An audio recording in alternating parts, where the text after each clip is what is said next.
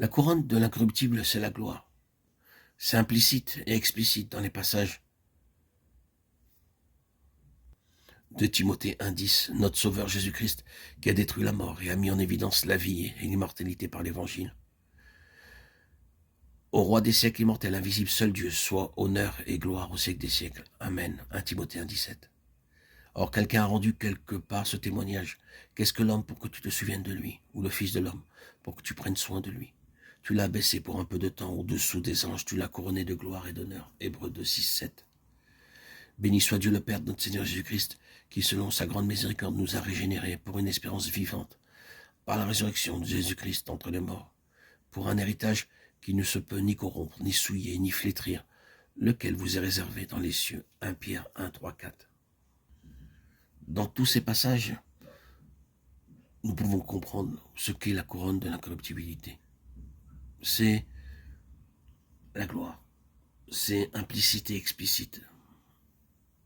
Dans tous ces passages, nous le voyons.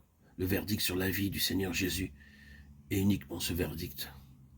Jean a dit beaucoup d'années après, nous avons vu sa gloire. Jean 1, 14.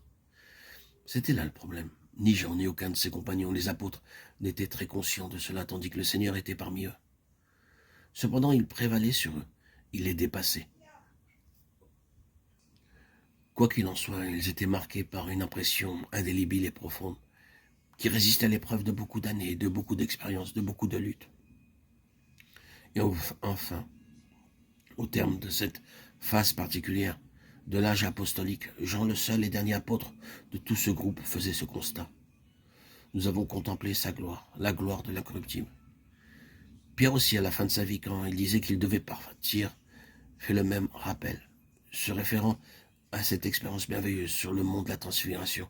Il écrivait « Nous avons été témoins oculaires de sa majesté, car a reçu de Dieu le Père la gloire et l'honneur. » 2 Pierre 1, 16, 17. Le verdict de l'incorruptible. L'écrivain de la lettre aux Hébreux disait ce que nous avons lu. Mais celui qui a été abaissé pour un peu de temps au-dessous des anges, Jésus, nous le voyons couronné de gloire et d'honneur à cause de la mort qu'il a soufferte, afin que par la grâce de Dieu, il souffrit la mort pour tous. Hébreux 2, 9. Que ce soit Paul ou quelqu'un d'autre, c'était quelqu'un qui faisait le même verdict.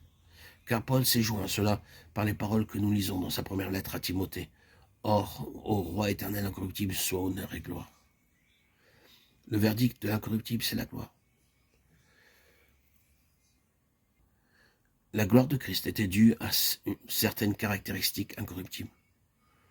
Premièrement, son union avec son Père, quelque chose de si profond, de si réel, de si inébranlable, résistant à tous les tests et passant au travers, malgré tous les efforts des hommes et des démons, du diable lui-même pour les séparer et se glisser entre eux.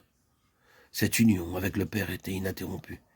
Il est passé par cela, et nous disions que le Seigneur Jésus a rendu parfaitement clair qu'une telle union qui existait entre lui et son Père pouvait aussi exister entre nous et lui-même, et avec le Père, non pas dans la déité, mais dans une réelle et vivante communion et unité organique en étant né de Dieu. Et cette union, c'est la base de la gloire. C'est quelque chose d'incorruptible.